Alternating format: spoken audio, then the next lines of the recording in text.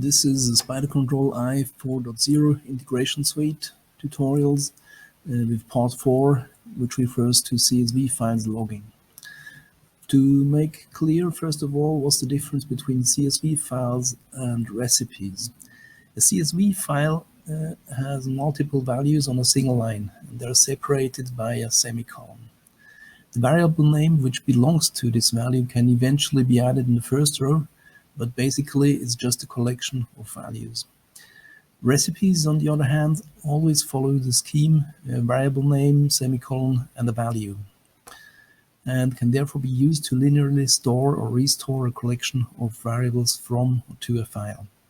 So this video will refer to CSV files, whereas recipes will be shown in a later video. So let's get started.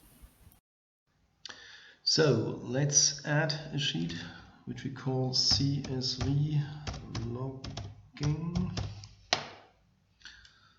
Right, and let's open it. And we have here the logging catalog of objects.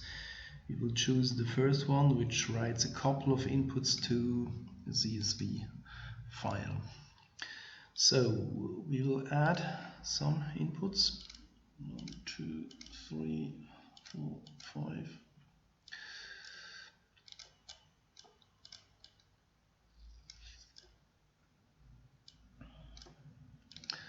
Then we need a constant to define the file name.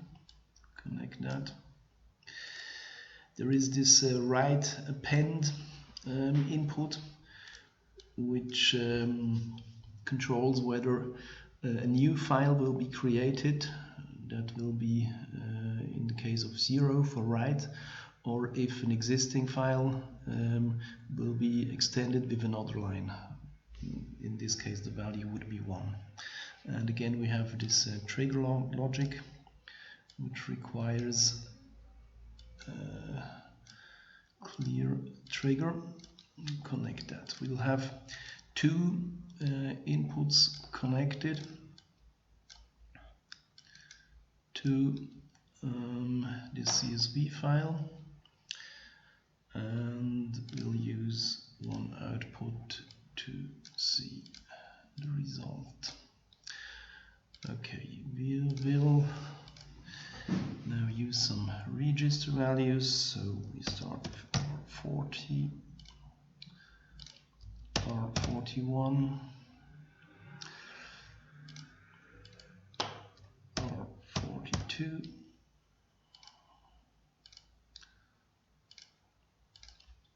R43, and R44.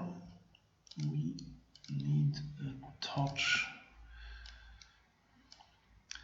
to manually trigger our example with R43.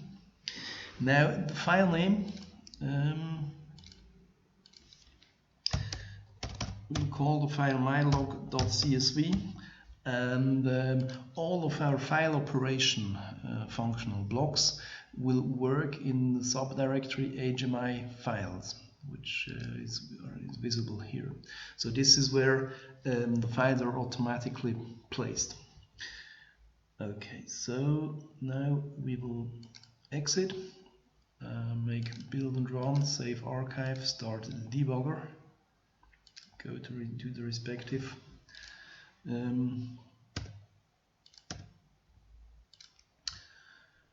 sheet.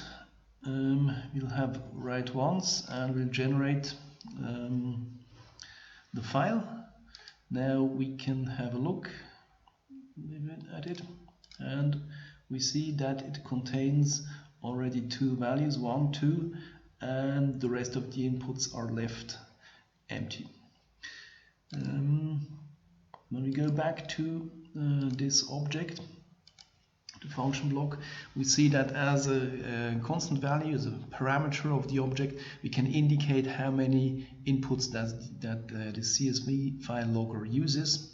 We have currently selected 8, so it will write void values to the rest of this line. We can reduce it to 2 in order to create a file that contains no unnecessary semicolons. So when we exit, make a build and run again, debug, and create the new file, open it. We now have only 2 values in it. When we change to append and add more lines to it, we see what happens next.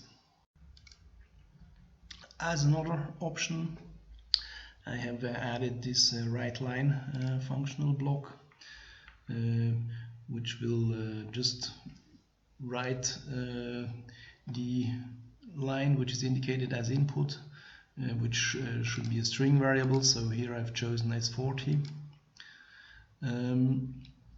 and finish this with a caret return. I've added the file name myline.csv, so we will make a build and a save and a debug. So this will be the line which will be written to this file as soon as I trigger